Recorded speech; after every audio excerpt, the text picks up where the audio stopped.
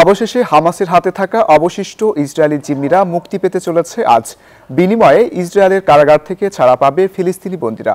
এর মধ্যে গাজা যুদ্ধ শেষ বলে ঘোষণা দিয়েছেন মার্কিন প্রেসিডেন্ট ডোনাল্ড ট্রাম্প। তিনি ইসরায়েলের পার্লামেন্টে ভাষণ দেবেন, এরপর মিশরে একটি সম্মেলনে যোগ দেবেন তিনি। এর মধ্যেই গাজায় মানবিক সংকট চরমে, বাড়ছে মৃতের সংখ্যা। অবশেষে প্রতীক্ষার প্রহর শেষ হচ্ছে তেল আবিবে। একটি ঐতিহাসিক চুক্তির আওতায় হামাসের জিম্মি দশা থেকে মুক্তি পাচ্ছেন ২০ ইসরায়েলি। বিনিময়ে ইসরায়েলের কারাগার থেকে ছাড়া পাচ্ছেন প্রায় ২,০০০ ফিলিস্তিনি বন্দী। প্রিয়জনের ফেরার অপেক্ষায় এখন প্রতিটা মুহূর্ত গুনছেন স্বজনেরা।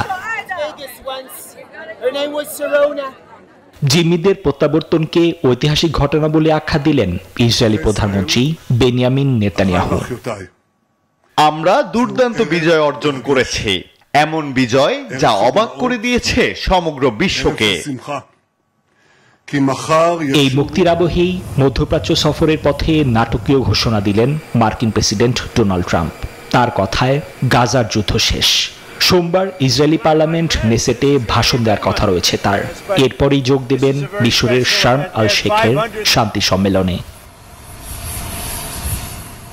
এই আন্তর্জাতিক সম্মেলনে যুদ্ধ পরবর্তী মধ্যপ্রাচ্যের ভবিষ্যৎ নির্ধারণে বসবেন বিশ্ব নেতারা। এরই মধ্যে মিশরে পৌঁছেছেন ব্রিটিশ প্রধানমন্ত্রী কিয়ার স্টারমার।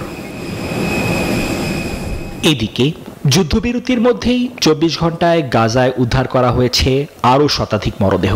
এ নিয়ে মোট প্রাণহানির সংখ্যা ৬৭,৮০০ ছাড়িয়ে গেল। ক্ষতিগ্রস্ত বা ধ্বংস হয়েছে গাজার প্রায় ৮০% বাড়িঘর। স্থানীয়রা দিন পার করছে এক অনিশ্চিত ভবিষ্যতের আশঙ্কায়। নিবির আমিন, নিউজ 24।